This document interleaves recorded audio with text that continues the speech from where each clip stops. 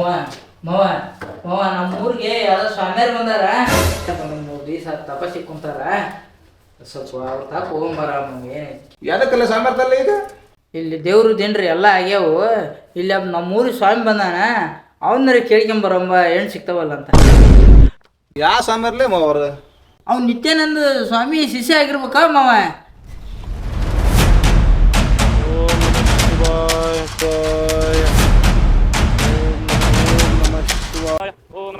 ನಮಸ್ಕಾರ ರೀ ಅಜ್ಜರ.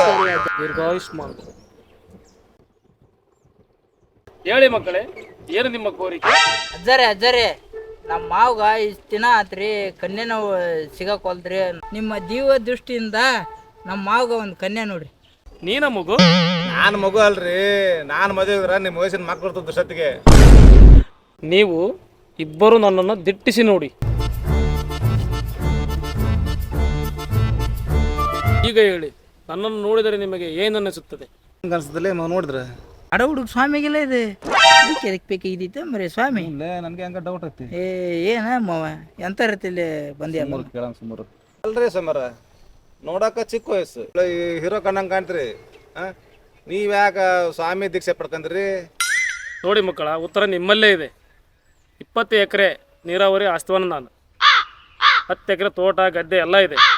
ಗೌರ್ಮೆಂಟ್ ನೌಕರಿ ಇಲ್ಲ ಅಂತ ನನಗೆ ಹೆಣ್ಣು ಕೊಟ್ಟಿಲ್ಲ. ಇಷ್ಟು ಚೆನ್ನಾಗಿದ್ದು ನನಗೆ ಹೆಣ್ಣು ಕೊಟ್ಟಿಲ್ಲ ಅಂದರೆ ನಿಮ್ಮ ಮುಖಗಳು ನೀವು ಕಂಡೆ ನೋಡ್ಕ್ಯಾರ ಹೋಗಿ. ಹೆಣ್ಣು ಕೇಳಕ್ಕೆ ಬಂದಿರಿ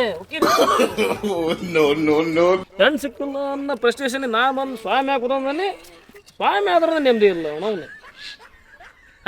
ಸ್ವಾಮಿ ಬೇಡಪ್ಪ ನಡೆಯುತ್ತೆ ಹೋಲಿ.